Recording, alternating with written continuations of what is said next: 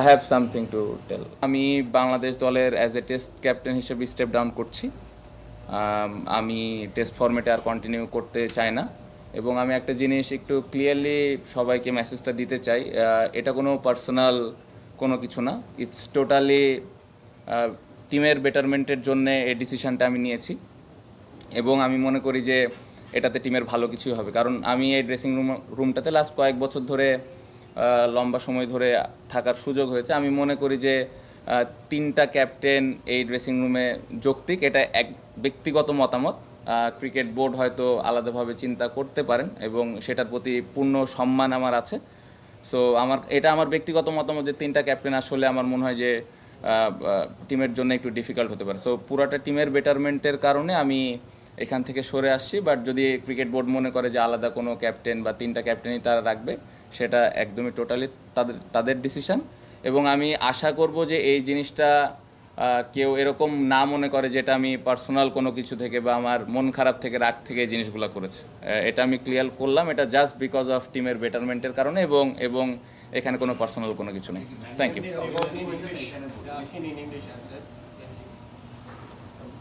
Sorry,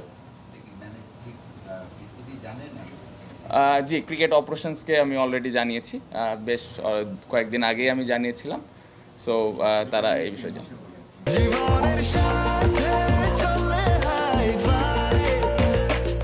স্বাস্থ্যকর all time honeycomb, সব সময় অল টাইম হেলদি লাইফ। না, অবশ্যই মেনটেন হয়। আপনি যদি লাস্ট 2-1 বছরের টেস্ট টিমটা দেখেন, আমরা বাইরে এসে এখন জিতছি বা ড্র করতেছি। আগের থেকে যদি আপনি বলেন, আগের থেকে বেটার হয়েছে, বাট কনসিস্টেন্সির জায়গাটা ঘাটতি আছে।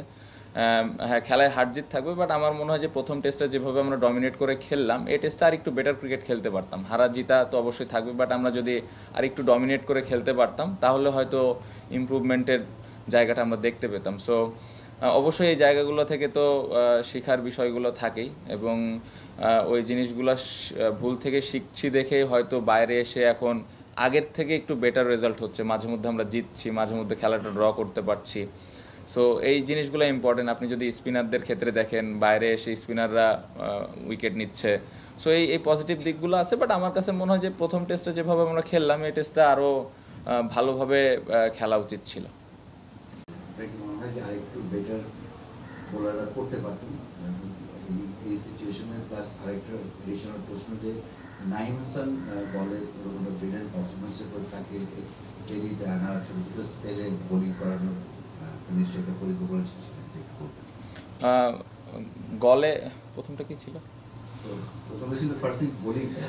বোলিং ডেফিনেটলি, বোলিং, হ্যাঁ মনে পড়ছে, বোলিং ডেফিনেটলি আমরা ভালো স্টার্ট করিনি।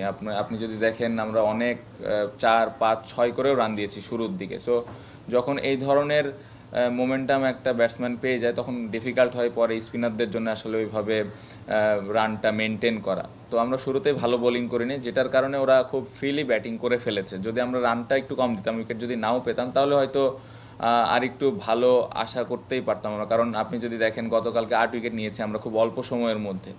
সো ওই প্রেশারটা বোলিং ইউনিটটা বিল্ড করতে পারে না, যার কারণেই ওরা এত লম্বা একটা ইনিংস খেলেছে। নাইমের বিষয় যেটা ছিল, মিরাজ ব্যাক করেছে, যদিও নাইম আগের টেস্ট ম্যাচে খুবই ভালো বল করেছে, বাট মিরাজ দলের জন্যে কত কন্ট্রিবিউশন বা ওর এক্সপিরিয়েন্সটা অনেক বেশি নাইমের থেকে। সো আমি মিরাজের ওপরে একটু শুরুতে বিশ্বাসটা বেশি রেখেছিলাম, এবং নাইমকে যখন আমি এনেছিলাম, কারণ ওই সময়টা আমার কাছে মনে হচ্ছিল যে একটু এক্সট্রা বাউন্সের প্রয়োজন, বলটা যখন একটু পুরান হয়েছে। সো ওইটাতে শুরুর দিকে নাইমও স্টার্ট ভালো করে নাই। সো যার কারণেই কন্ডিশনের বিচারে এবং টিমের সিচুয়েশনের কারণে ও একটু দেরিতে এসছে, বাট পরের দিকে আপনি যদি দেখেন, ও খুব ভালোভাবে কামব্যাক করেছে এবং 3টা না 4টা উইকেটও তো নিল। সো এটাই রিজন ছিল। কিন্তু বাংলাদেশের শুরু থেকে যদি আমরা সুযোগ হয়েছে দেখার, সেই জায়গা থেকে আপনারা মাঝে মধ্যে মানে ইদানিং ইমপ্রুভমেন্টটা আমি স্বীকার করছি, বাট কামব্যাক করো ফার্স্ট ইনিংসে একটা কিছু হয়ে গেলে, আপনার বেশি রান হয়ে গেলে বা নিজেরা অল্প রান আউট হয়ে গেলে কামব্যাকটা কম দেখা যায়।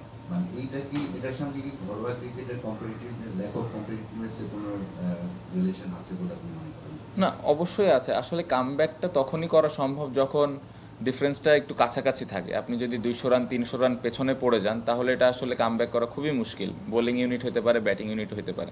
সো এই জায়গাটাতে যদি দেখা যাচ্ছে 100 লিড পেয়েছে বা 50 লিড পেয়েছে অপোনেন্ট, ওইখান থেকে কামব্যাক করাটা সম্ভব, বা বোলিংয়ের ক্ষেত্রেও সেম। সো এই দিক থেকে অনেক বেশি পেছনে পড়ে গেলে ফার্স্ট ইনিংসে ওখান থেকে ফেরত আসাটা খুবই ডিফিকাল্ট। ঘরোয়া ক্রিকেটে এই ধরনের চ্যালেঞ্জ খুব বেশি থাকে না।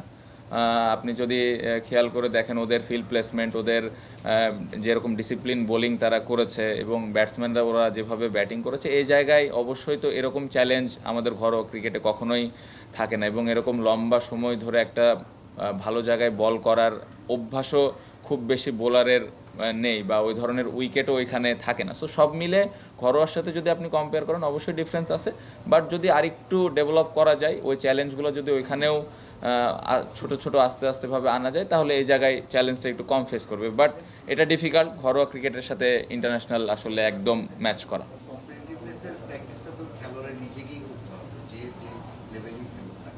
অবশ্যই এখানে প্লেয়ারদের দায়িত্ব নিতে হবে, প্লেয়ারদেরই বুঝতে হবে যে আসলে আমি কোন চ্যালেঞ্জটা ফেস করবো ইন্টারন্যাশনালে।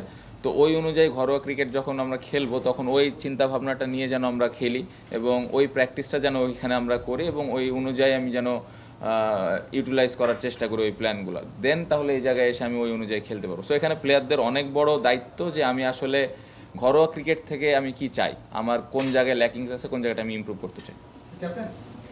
হতে পারতো কিনা এক, আর দুই নম্বর যেহেতু আপনি ক্যাপ্টেন, নিশ্চয়ই একাদশ সাজানো কিংবা দল যখন গঠন করে আপনার একটা ইনপুট থাকে। এনামুল হক বিজয় আসলে আপনি ওপেনার হিসেবে নিয়েছেন, মানে একটা ট্রানজিশন যখন চলছে টেস্টে, সেখানে আপনি আসলে ইয়াংদেরকে প্রেফারেন্সটা না দিয়ে এনামুল হক বিজয়কে নিয়েছেন, এটার আসলে আপনার মাইন্ডসেটটাই কি? লিটনের বলটা খুবই ভালো বল হয়েছে। আমার কাছে মনে হয়নি যে খুব ইজিলি আউট উইকেটটা দিয়ে দিয়েছে, তার ভালো বল হয়েছে, এবং ওই বলের থেকে বেটার কোনো কিছু করা যেত কিনা আমার কাছে আসলে মনে হয়নি। বড় সুন্দর জায়গা থেকে টার্ন করেছে। বিজয় ভাইয়ের বিষয়টা আপনি যদি বলেন, 9000 ফার্স্ট ক্লাস রান, 24টা 100, 49টা 50। সো এরকম একটা এক্সপিরিয়েন্স খেলোয়াড়কে আমরা কেন দলে নিব না? তো ওই চিন্তা করে নেওয়া হয়েছিল। আমরা ওপেনাররা অলওয়েজ স্ট্রাগল করতেছিল লাস্ট কয়েক বছর ধরে। জয়, জাকির কিছু কিছু ম্যাচ ভালো করেছে, বাট তারপরে দেখা গেছে যে ওইরকম কন্ট্রিবিউট করতে পারেনি। তো আমরা এরকম একজন এক্সপিরিয়েন্স খেলোয়াড় খুঁজতেছিলাম যার পেছনে অনেক রান আছে, যে কিনা এক্সপিরিয়েন্স একটু এই ফরম্যাটটাতে। সো এই চিন্তা করে, এটা আমার থটস ছিল, এই চিন্তা করে এই দলে তাকে নেওয়া হয়েছিল। আনফর্চুনেট করতে পারে নাই, অপরচুনিটিস ছিল, বাট হ্যাঁ এখন রেজাল্ট সে দিতে পারে নাই দলের জন্য, এটা অবশ্যই ডিসঅ্যাপয়েন্টিং। বাট আমি স্টিল বিলিভ করি যে তার যদি সামনে অপরচুনিটি আসে অবশ্যই সে ভালো কিছু করবে, এবং আমি পার্সোনালি মনে করি যে শুধু তার উপরে দোষটা দেওয়াটা বোকামি হবে। অ্যাজ এ টিম হিসেবে আমরা আসলে এই ম্যাচটা ভালো খেলি নাই। দেশে 25 বছর টেস্টের প্রতিটি অনেক আয়োজন চলছে। 25 বছরে বাংলাদেশ ক্রিকেট আসলে কতটুকু এগোলো এবং সামনের দিনগুলোতে আপনারা দর্শকদের কী দিতে চান? আমার মনে হয় নাইমের বোলিংটা আমরা এই সিরিজ থেকে নিতে পারি। 7 বছরে মনে হয় 7টা টেস্ট ম্যাচ খেলার সুযোগ হয়েছে তার। ডিফিকাল্ট এভাবে সেরকম পারফর্ম করা, স্পেশালি এই টেস্ট ম্যাচে শুরুর কয়েকটা ওভার ভালো না করার পরে যেভাবে ডে 3-তে বোলিং করে কামব্যাক করা, নাইমেরটা নিতে পারি। তাইজুল ভাই, আমরা অলওয়েজ জানি যে তাইজুল ভাই দলের জন্য 40-45 ওভার করে বল করা, এটা কিন্তু অনেক ডিফিকাল্ট একটা ব্যাপার ওই একই জায়গায়। সো তাইজুল ভাইয়ের 5 উইকেট বা লম্বা স্পেল বোলিং করা, সো এই জিনিসগুলো আমরা নিয়ে যেতে পারি। মুশফিক ভাই অনেক দিন পরে এরকম একটা লম্বা ইনিংস খেলেছে। সো ওভারঅল বেশ কিছু জায়গা আছে যেগুলো নিয়ে আমরা সামনে আগাইতে পারি। ওয়ান ডে সিরিজে আমার মনে হয় না এই সিরিজ থেকে খুব বেশি কিছু আমাদের নিয়ে যাওয়াটা ঠিক হবে, কারণ আলাদা ফরম্যাট। সো ওইটা আলাদাভাবে চিন্তা করাটাই ভালো। সামনের দিনগুলোতে অ্যাজ ইউজুয়াল যেটা বলি, আরও ভালো ক্রিকেট খেলতে চাই। সো এটাই আশা থাকবে যে আরও ভালো ক্রিকেট যেন আমরা খেলতে পারি।